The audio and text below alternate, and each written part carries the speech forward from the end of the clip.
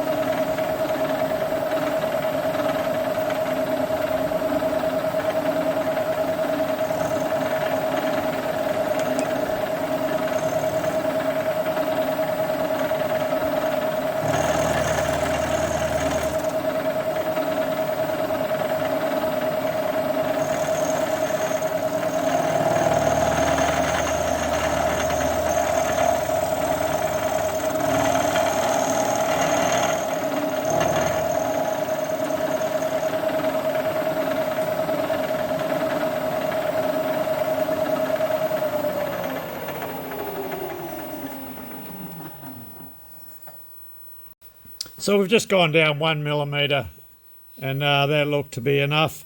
So we'll rotate 90 degrees. So I had prescribed a line before we did the milling. Just got it like that. It's not quite on centre, but it doesn't have to be. Close enough is good enough. So all we do now to reference,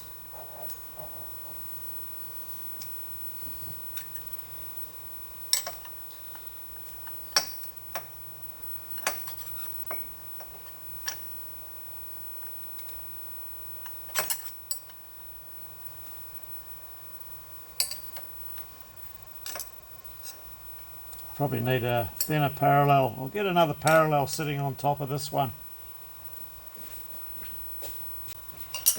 Should make the square sit in a bit better.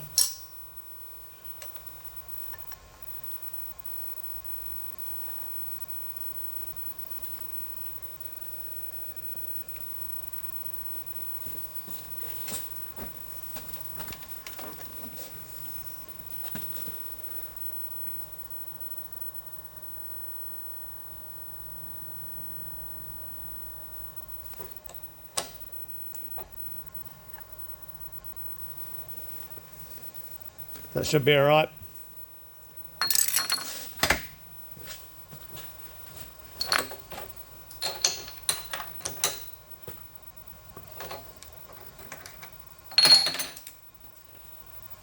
Just give our part a tap down. Away we go.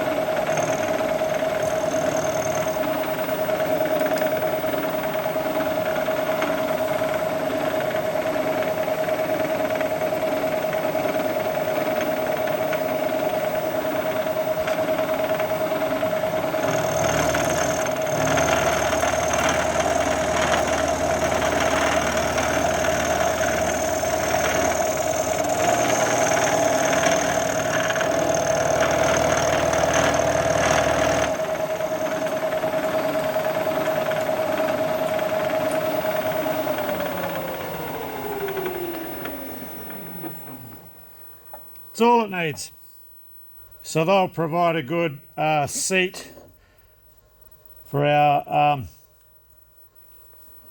locking screws to lock down onto.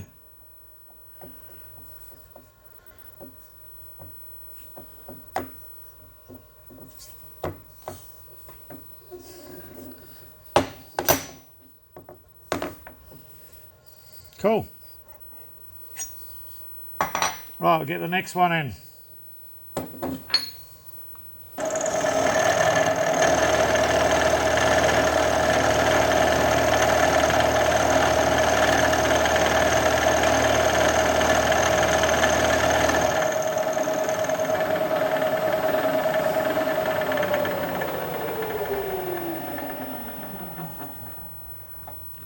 $90mm diameter, we got 180mm sticking out, 7 inches.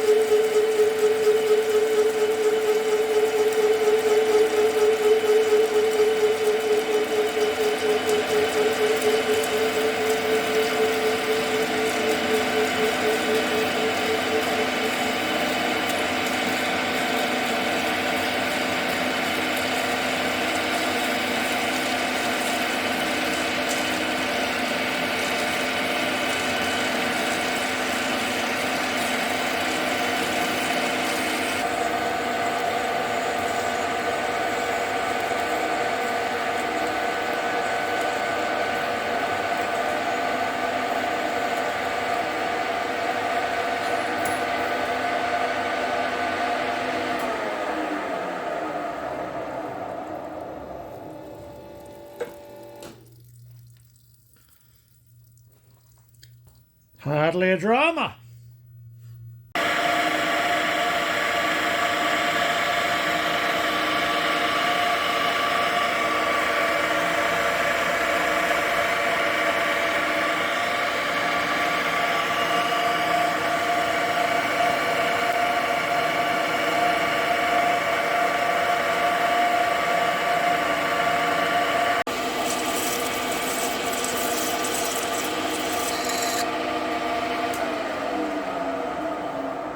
That was the delivery man, so this should be the DRO, or part of the DRO for the JFMT lathe. Okay, now where were we? Yeah, I'm going to put a DRO on this machine, finally.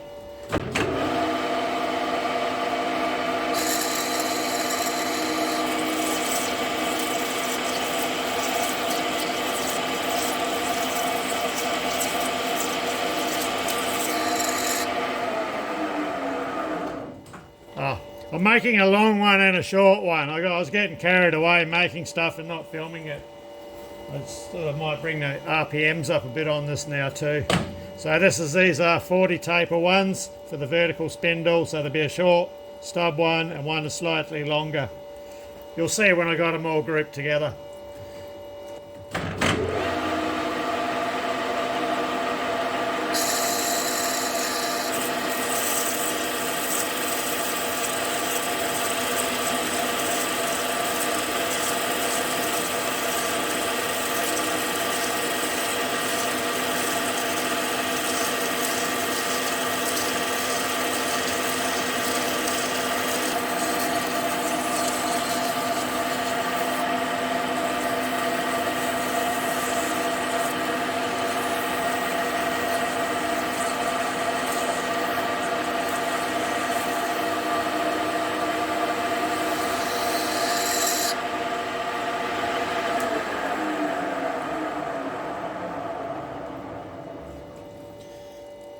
I'll just move you guys in a different spot for a sec. Because we're parting this off and we got it held in the tailstock to support it.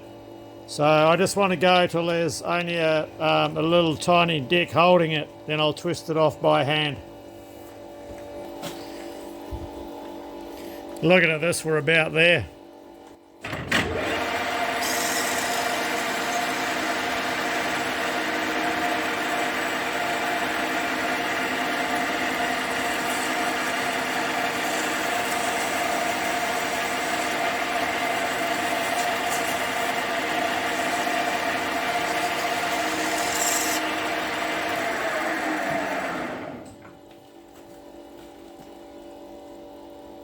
Fraction more.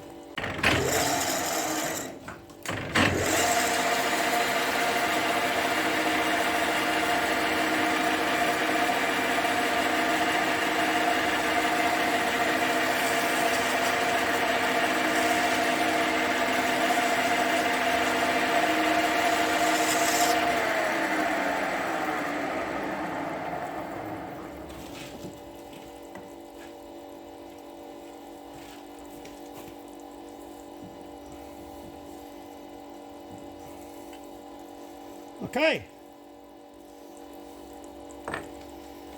So we're just using the 40 taper holder to hold all the tooling at the moment. It just saves indicating everything in. It's just undo the set screws, the locking screws, and out they come.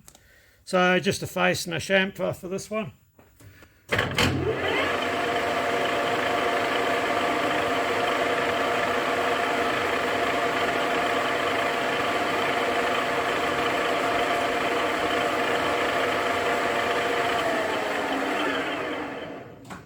Speed her up a bit.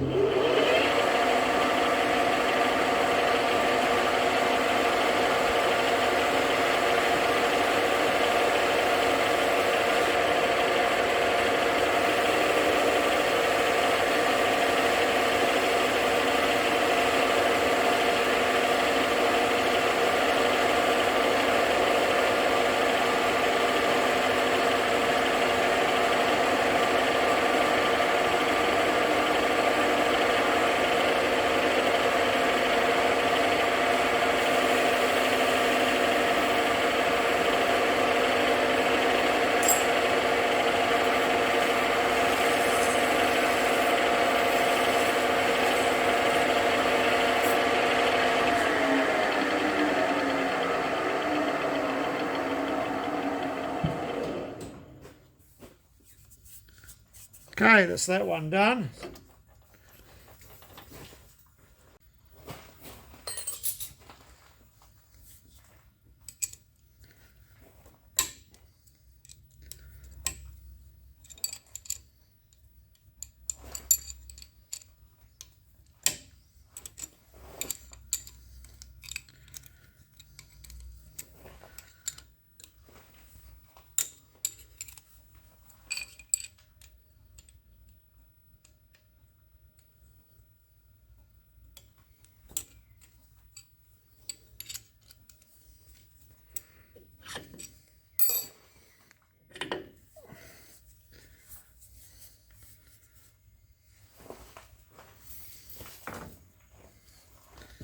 And the other one.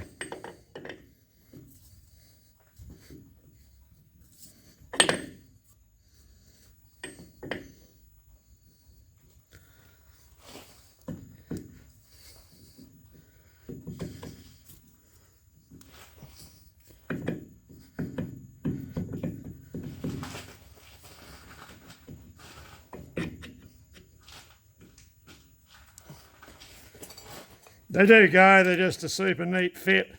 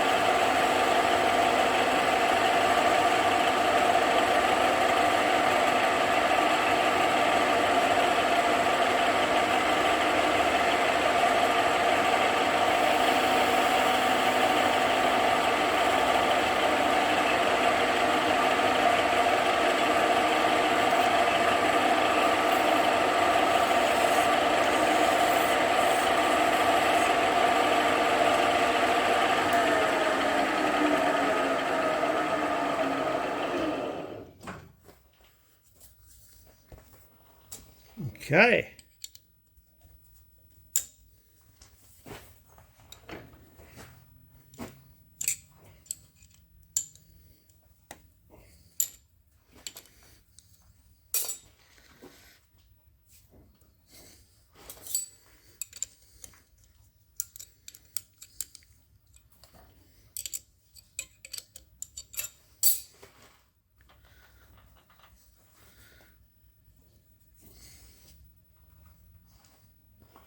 A bit of persuasion.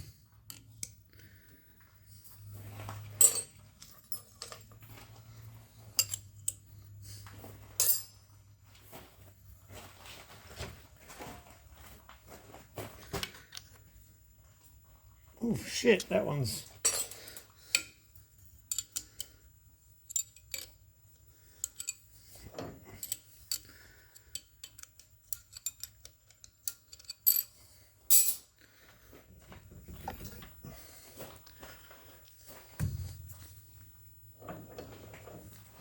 There it goes, it was a bit on the neat side.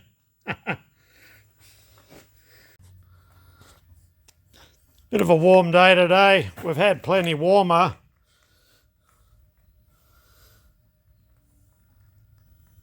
$28, $20...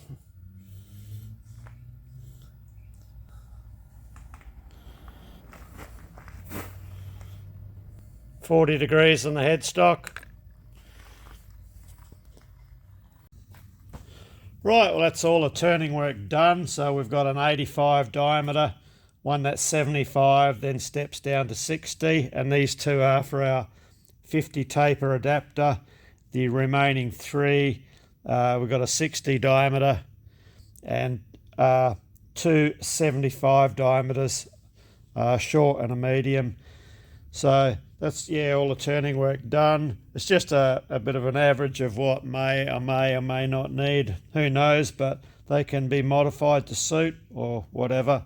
So what we've got to do now is we'll head over to the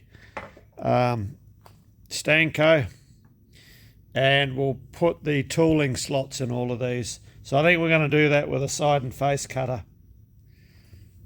So to hold all our parts, we're just going to use our Shopmade V-blocks, and we have them clamped down quite securely. So what we're going to do is we'll just run our boring bars through that setup like this. We'll put a strap clamp across them to hold them down, and I'm going to use a small side and face cutter in our vertical head to cut our tooling slot. So this should work out fine. So as long as we've got about 20 mil hanging out, 3/4 of an inch will be fine. Oh, a little bit more, yeah, about that. Okay, so the level of the top of our part is below where our strap clamps would sit. We've got a gap and we don't need that. So I'm going to use this aluminium V-block as a spacer.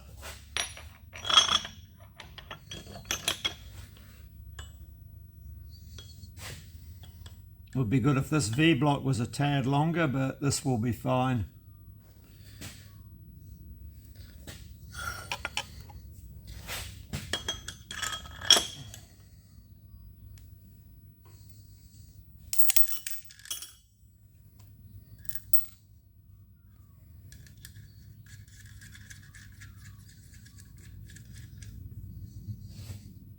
Something like that.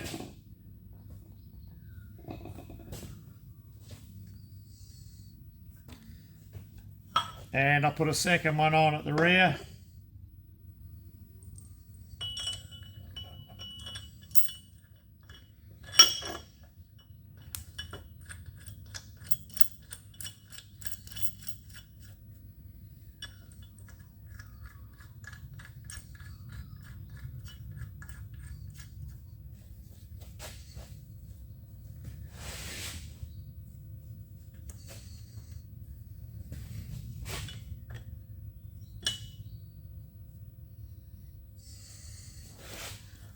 So our V-blocks are keyed. We have our key in place down the bottom there. So they're keyed to the T-slots. and that sits in square enough for our purposes here. So I'll get a spanner, nip all this down, and we'll get our cutter set up so we can cut across and do our slot.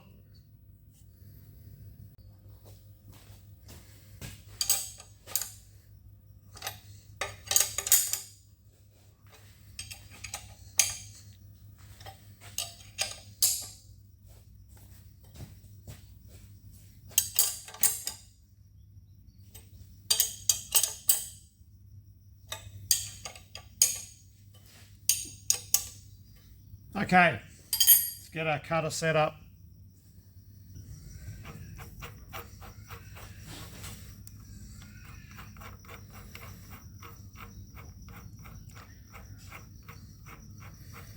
Hopefully we'll get enough height using this arbor. I do have a slightly longer one, but shorter's better whenever you can.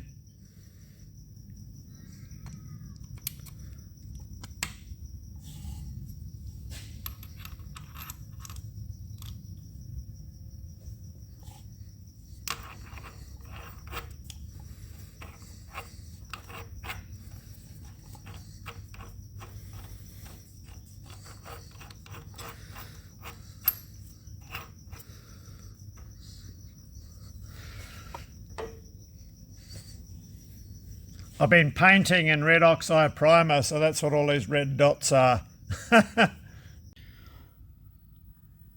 And then partially primed. I've just flipped it over end for end to get the bits that I couldn't get before. Okay, we need to give that a good nip down with the spanner.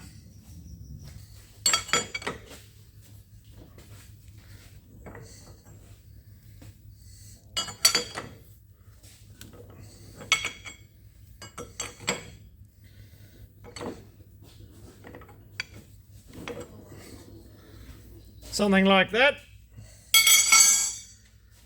Okay, hopefully we'll have enough height when we bring our table up.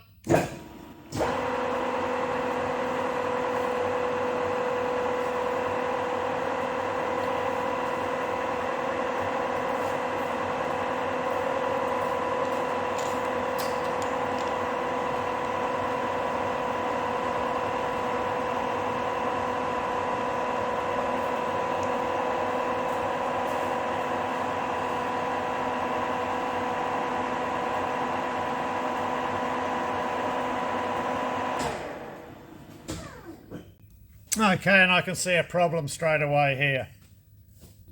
And that will be a minor clearance issue between our vertical head here, which is about to hit our clamps, and the centre height of our part. I don't want to reduce the thickness of our clamps, as the reason I have them doubled up is to take any flex out of them. So we're going to have to go to the longer arbor. I'll get them swapped over and bring you back. Okay, well, plan B started looking quite promising until we got to the part where this arbor here is 27 millimeters. So we can't use our 1-inch cutters. I don't have any 27 mil or 1 1/16 bore cutters at all. Nearest, I've either got all my stuff as 1-inch or 1 1/4 inch. So I thought, well, why don't I just sleeve this down and use this one? But then I thought, well, why don't I just turn this down to 1 inch? That way it'll fit my other 1-inch cutters, and if I ever get in a predicament where I have to run a bigger cutter, I can sleeve the cutter to the arbor. And so I can mark this with a file and file that, so it's not glass hard or anything like that. So I'll quickly pop this out, put this in the lathe, machine this down to 1 inch. I'll probably have to make a thinner key, and we'll set back up and fingers crossed. And some days you're just caught between a rock and a hard place. So I thought I'd just double check before I alter this. I'll go through my gear cutters and spline cutters, and yeah, sure enough, 1 1/16 cutters. So I still need to be able to run those cutters. So what I'm going to do, I'm just going to turn the very end of this down. So this cutter only just goes on. I'm not too bothered at all about a keyway. We won't need a keyway. We can run this without a problem, without a key. Should be all right. That way I'm not destroying this for our 27mm gear cutters, because we'd run them with the keyway a bit further up. So generally the last bit you've just got a spacer washer on anyway. So yeah, I'm glad I double checked that. So yeah, I'll just turn the very end of this down just enough to accept the 1-inch bore cutter, and we'll be good to go. Right, so our modified arbor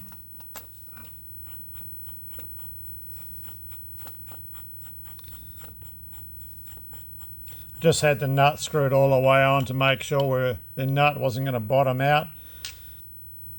So yeah, we've just turned the step down so our cutter can go on, and there's enough step hanging out the back and plenty of recess in the nut, so we don't need to run another spacer underneath it. That can just be screwed directly on. So we'll get this mounted back up in the machine and have another crack. So basically this is the profile that we're going to mill out. So we'll notch out the top first, and that will provide the land for the locking grub screws, which we have to put into here. Then we'll cut our tooling slot. Tooling slot and this land will be cut in 15mm deep. Now our tooling slot, which will be a width of 17mm, that way we can accommodate 12mm insert tooling and 1/2-inch high-speed steel tooling. It'll put the 12mm insert tooling on centre. By the time you ground a bit of 1/2-inch tooling, yeah, well, that can be within the realm of centre. Plus we can also run a 16mm insert lathe tool in here.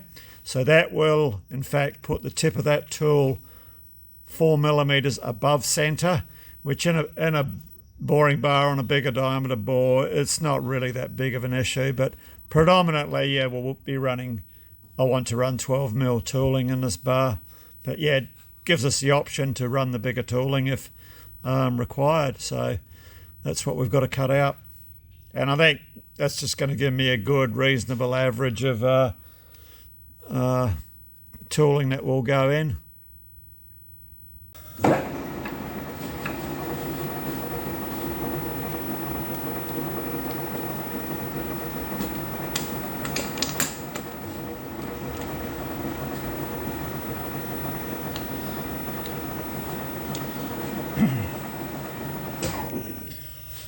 The other thing to note too, I do clockwise direction is the only way I can run this cutter because we're not running a keyway, and our thread is a standard right hand thread. It's not the left hand style arbor, so that's why.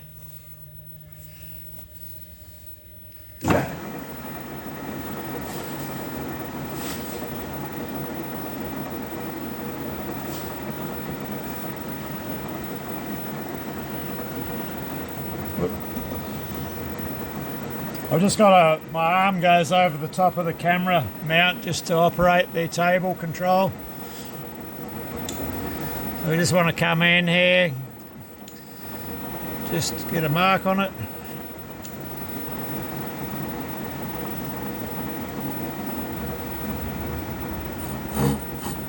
Right there. Okay, so I'll zero out our table on the x-axis.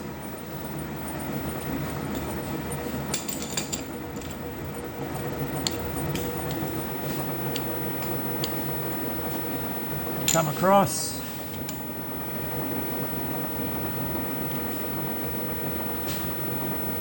We'll raise the table up till we touch off.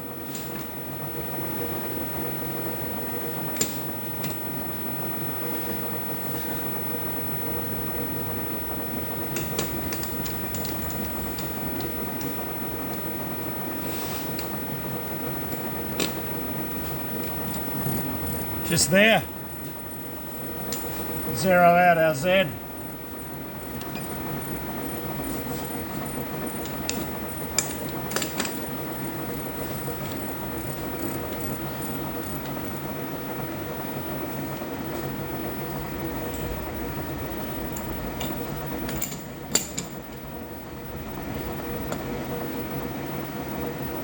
Right, so we'll come up 6 mil now. We'll send the cutter through.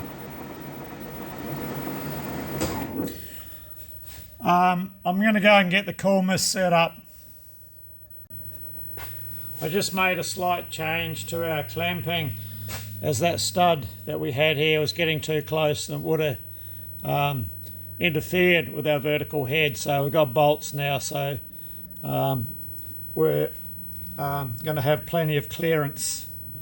And the other thing to take note with our clamping on our V-blocks, because we're using this stiff bar across the top and clamping directly down onto our V-blocks, that can actually distort the V-blocks, but because we got this groove that we put in when we made the blocks, we've got very good clamping so to stop the V-blocks from distorting. And this other clamping bar here goes between the two all the way across, so we'll get no distortion from clamping on the top. If we were to clamp by, say, a single clamp in the middle there and use this clamping setup, you're going to get an issue with distortion on your V-blocks. Or if you're using cast iron V-blocks, if you tighten this down too much, if they haven't got much thickness here, you could actually crack them. Right, we'll fire up and see how it goes. We're going to run this cutter on 140 RPM. I think it's about a 3-inch cutter, 75mm cutter-ish. And the material here is carbon steel of some form.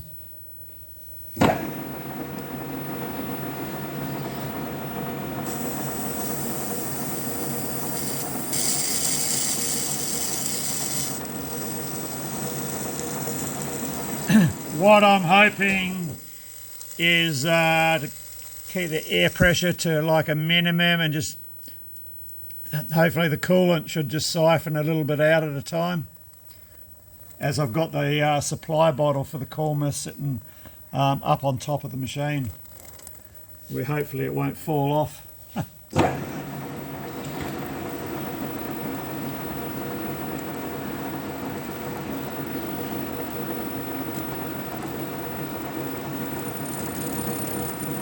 Just adjust the camera because it's going to interfere.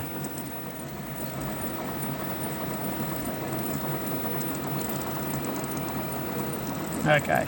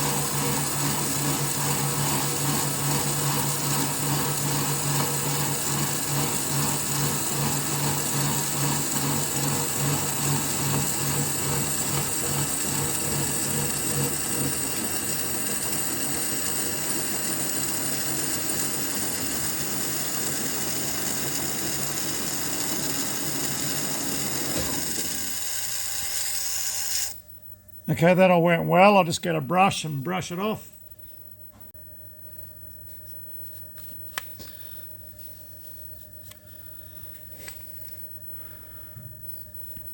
Beautiful.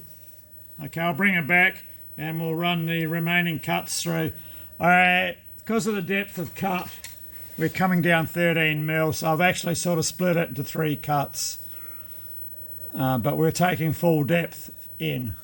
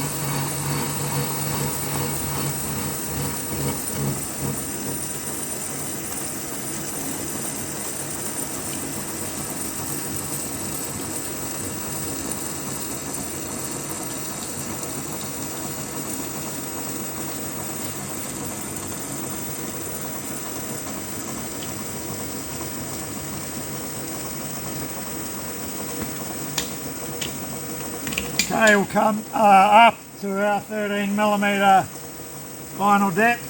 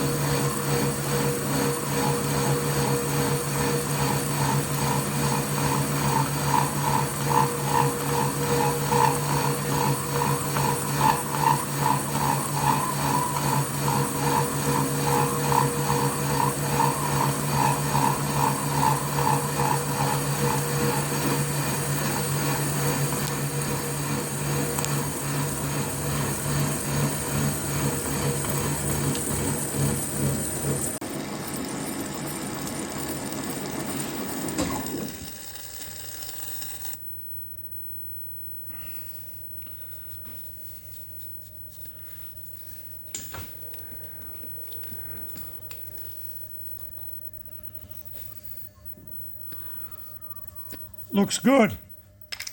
Right, next we come up on the table and we'll start on our tooling slot. So we've come up on our table 31.4 millimeters. So that'll give us our 12 millimeter thickness between the top there and the top of our cutter. So this is the first cut through for our tooling slot. So we run this cutter through and then we come up eventually, which will be 17. I'll just work this out. I haven't done it yet. 17 minus the thickness of our cutter, so which is 6.4,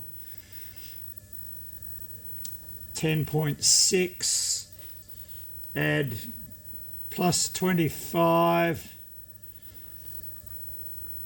35.6 will be the reading, the total finish on our DRO where we finish to get our 17mm wide slot. Right, now I've just confused you all, let's crack on.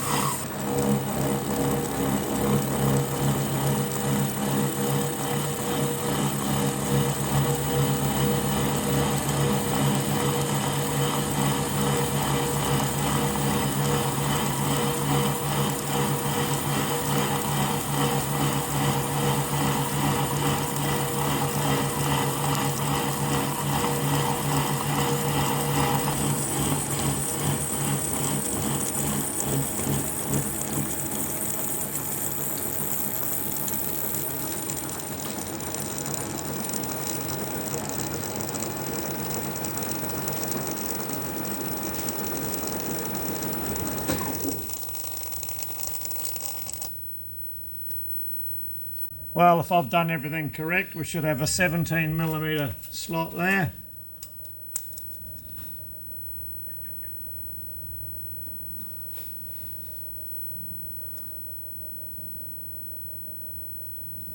Which we have. 12mm. Yep, and 13 to the top. Cool. That's this one done.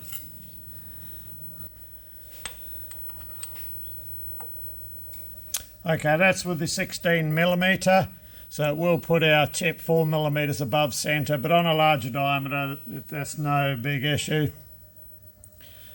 I do have to order some 12mm tools.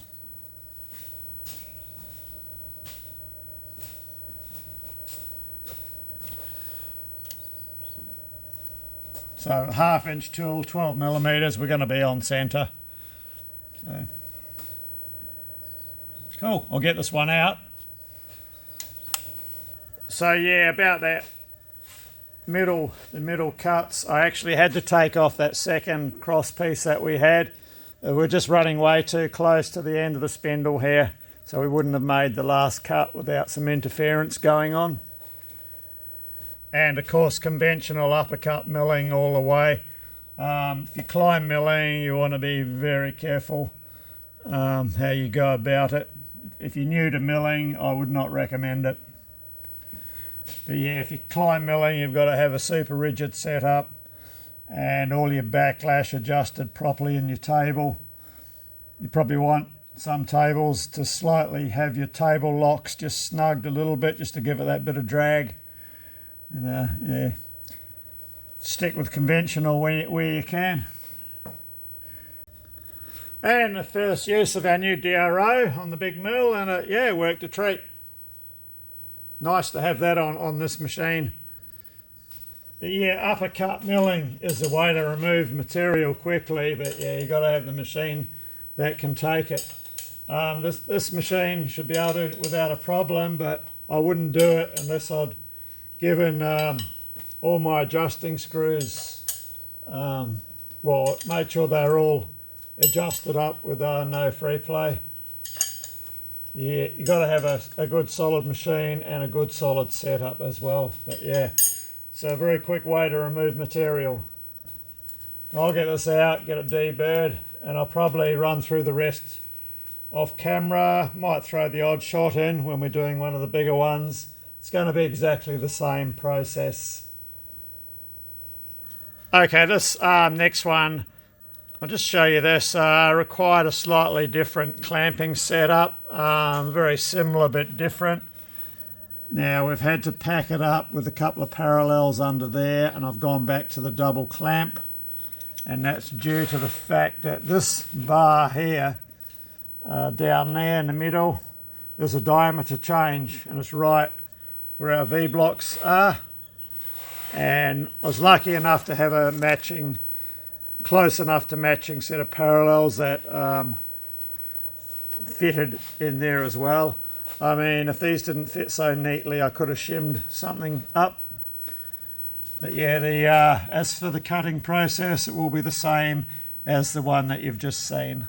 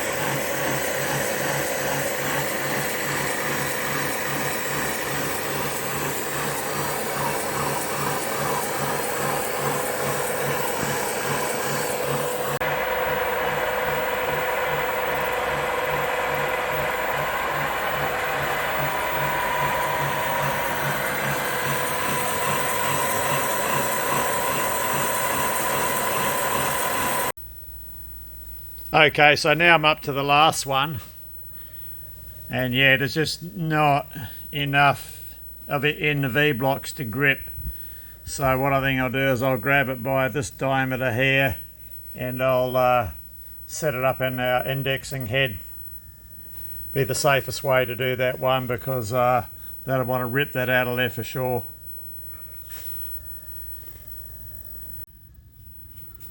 So this will be our new setup for the last one.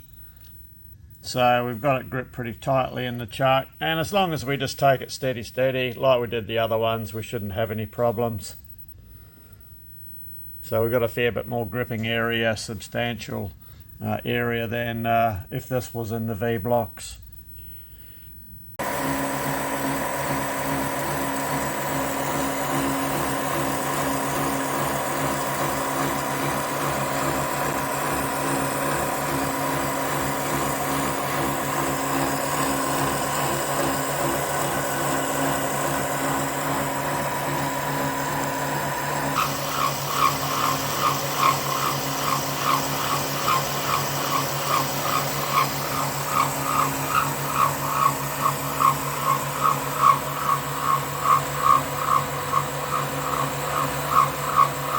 Okay, that's the last of the milling with the side and face cutter. So we'll head over to the Bridgeport as we have to drill and tap for some locking screws. So all that's left is to drill and tap in 3 locations for a 10mm grub screw.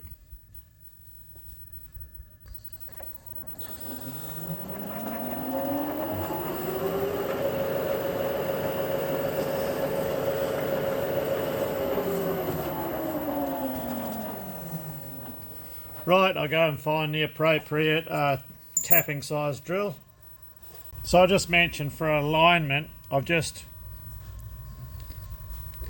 sort of eyeballed it, ran my finger across here, just using a parallel up to the bottom of the slot to reference off, which is plenty good enough for some locking screws. So we're just going to drill 8.5mm in 3 locations.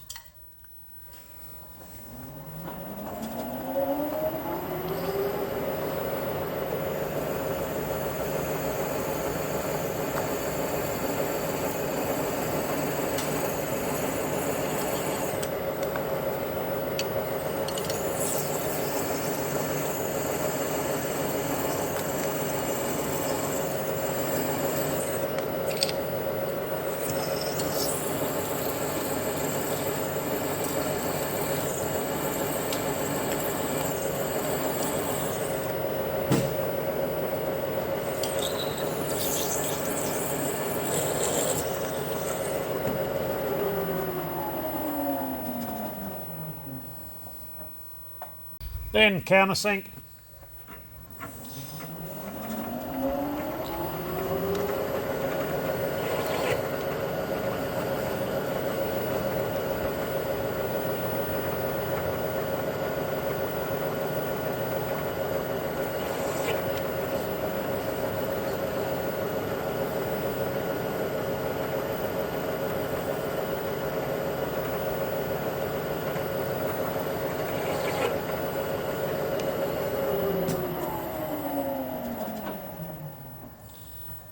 Then tap M10 by 1.5mm pitch.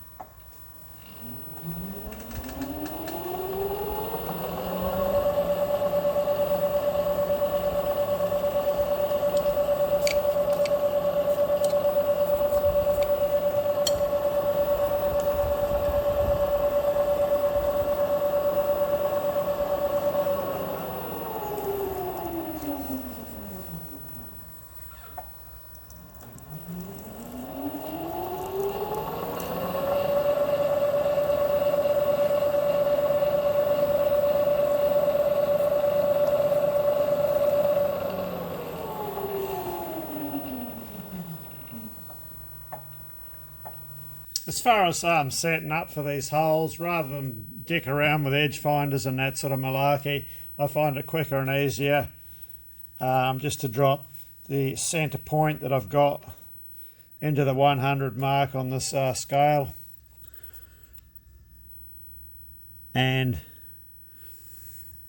just centralise it, equal measurements either side by eye, and it's quite accurate enough for some clamping screws. It's actually quite accurate enough for the majority of work. When I say accurate enough for most work, things like just putting locking screws in and things like that, it's plenty accurate enough. Otherwise you've got to dick around with your edge finder.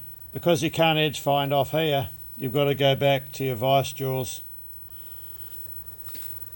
If you had a really long edge finder, you could pick up on the centre line position, you know, down here.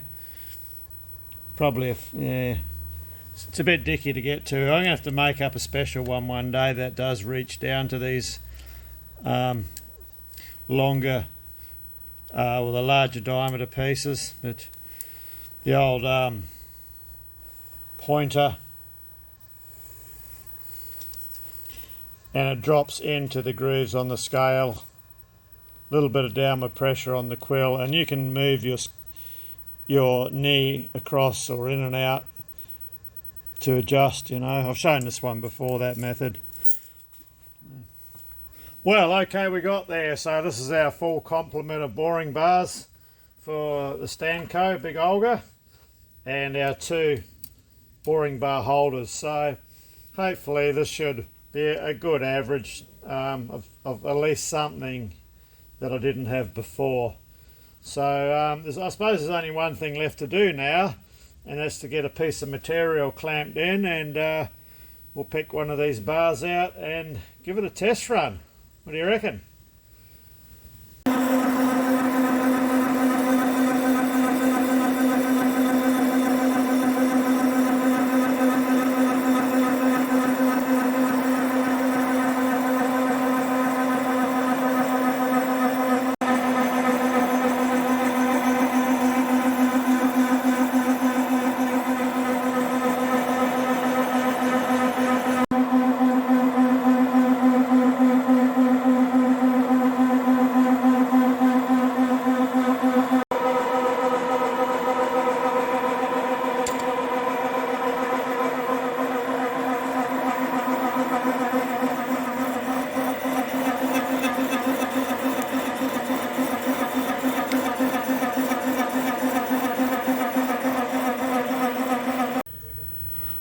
Well, all things considered, that actually went quite well, considering how much bar we've got sticking out, which is 400mm or 16 inches of bar sticking out, and that was cutting a flame cut hole.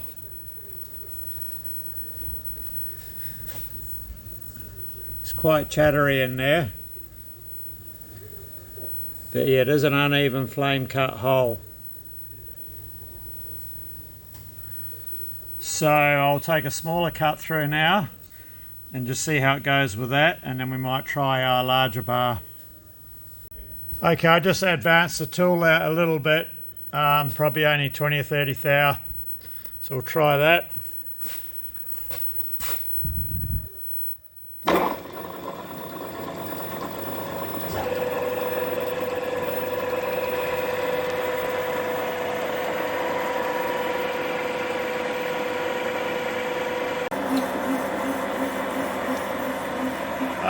Increase the feed to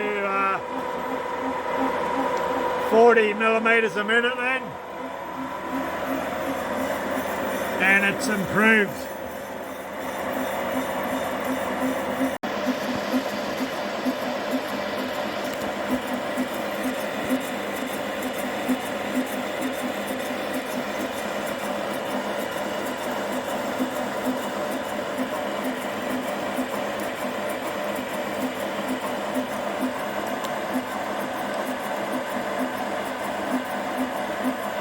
So dropping that speed down and just adjusting our feed a bit, that actually went through quite well there, considering how much we've got sticking out.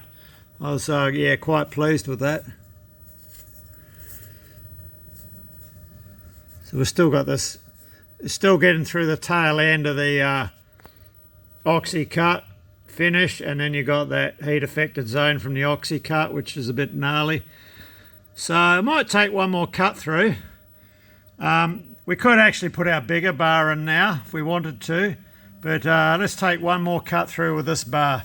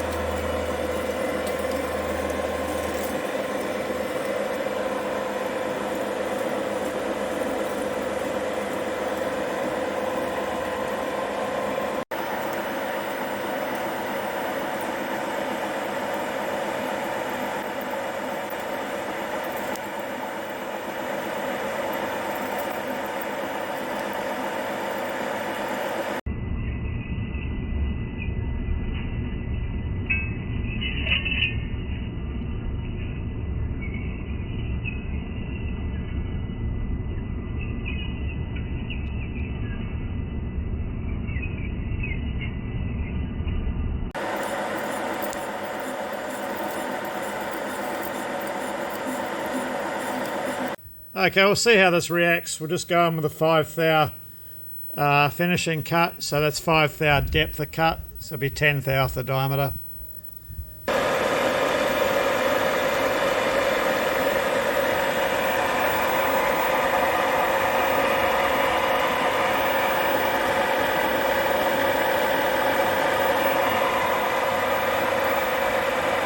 So after a 5 thou in-feed finishing cut, we're running the bar on 100 RPM and a feed of 20 millimeters a minute, I think it was. Slowed it right down, yeah. So yeah, with a finishing cut like that, it came out rather well. We're not getting any chatter. And a nice round and parallel hole too. So that's a really good result, really happy with that. Considering the length of the bar. So now we know we can do something long with this bar if the need ever arises. So we know the short bars are going to work because the long bars,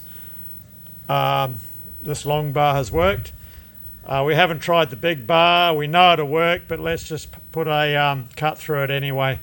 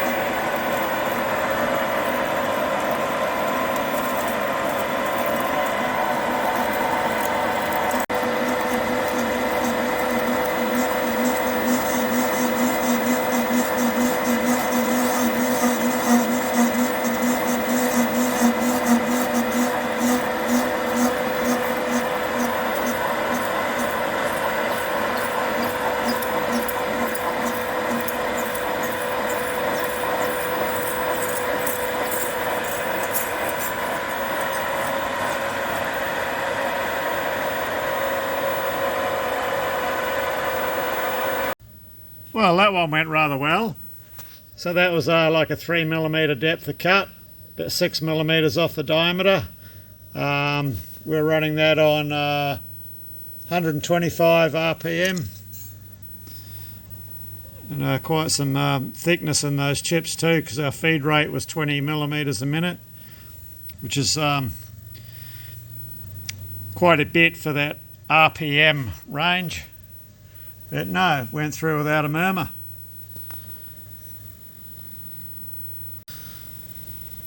So that was just running an ordinary CCMT insert and a ordinary lathe tool with a bit of extra clearance grounded underneath it. Probably with our smaller bar, I'd be better to go to the polished inserts. Quite a few guys run them, doing similar work, and well, the reason's obvious for vibration. But now that say we're on a winner. Well, okay, I'm game enough to call that a complete success. Yeah, those that skinnier bar, 16 inches, 400mm sticking out, you know, so it's a fair whack. And yeah, a bit chattery, but we managed to overcome that on a finished cut, which is what matters. The big bar, one big roughing cut through, flawless, nice perfect round bore. So yeah, I'm happy. Yeah, well, we'll wrap this one up here. So anyway, cheers, thanks for watching, and probably see you in the next video. I might have to see if I can get some of those polished aluminium CCMT inserts, the 09s, I think. That'll make these bars perform a lot better. Anyway, cheers.